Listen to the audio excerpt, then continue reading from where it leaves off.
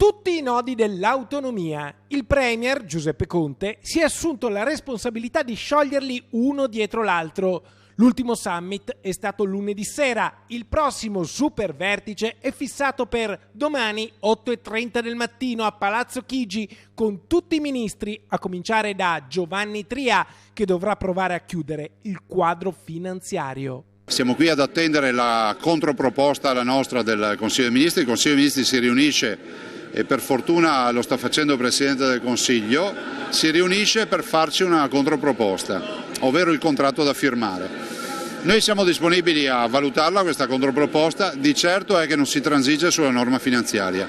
Io non firmerò mai norme finanziarie che siano una presa in giro per il Veneto e in generale non voglio firmare finte autonomie, per cui i presupposti ci sono tutti per chiudere. Non ci devono essere passi indietro, e anche perché l'autonomia è un sacrosanto diritto dei veneti, è stato deciso con un referendum che ha dato un risultato certo, sicuro e su quello bisogna lavorare.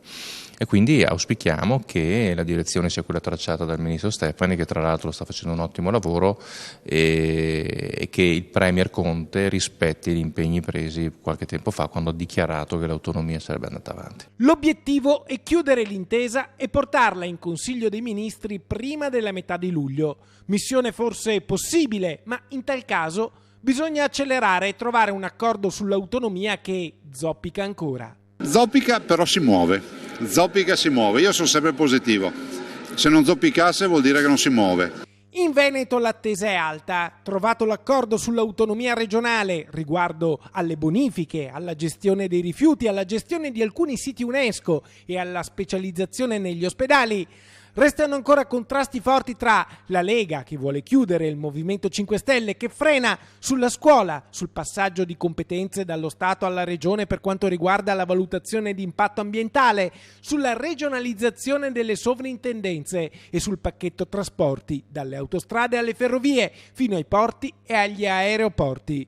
La partita insomma è ancora aperta, pure sui social. Ecco l'ultimo post di Luigi Di Maio che conferma l'autonomia nel contratto e si farà, ma sarà un'autonomia equilibrata e giusta.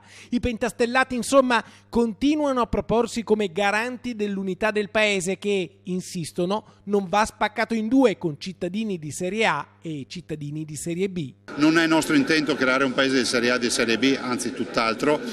Vorrei ricordare che per i conti pubblici in un paese federale autonomo una comunità che va male penalizza anche la comunità che va bene, per cui il nostro interesse è che tutti vadano bene. È questo che ancora a Roma qualcuno non ha capito. 5 Stelle è di fare meno demagogia e di dare ciò che i veneti chiedono, quindi una risposta certa e definitiva, abbandonando le posizioni ideologiche del no a prescindere.